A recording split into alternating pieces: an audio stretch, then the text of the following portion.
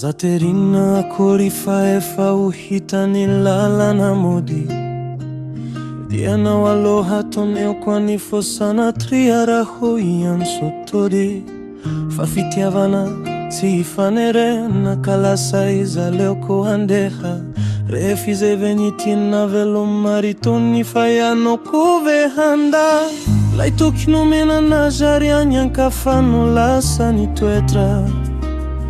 Ilay hoe tianao sofina findray zao no miainao azy. Ianao tsy anenina fa ho tantarany vita rehetra.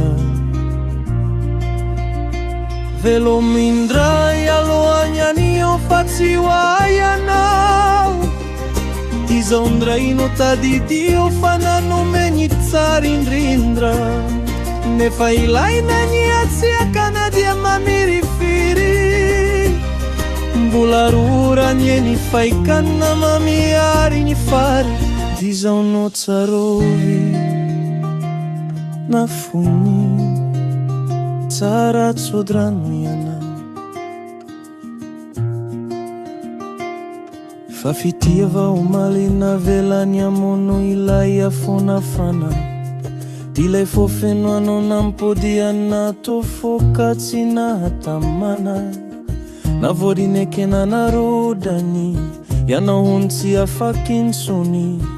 Ka naleony nanidina fahary ela trahony fony. Ilay tokony omenana zary any ankafano lasa ny toetra. Ilay le tiako no sofina findray zao no miainao azy. Ianao tsy anenina fa ho tantarany vita rehetra. Velomindray alohan'ny anio fa tsy ho aianao.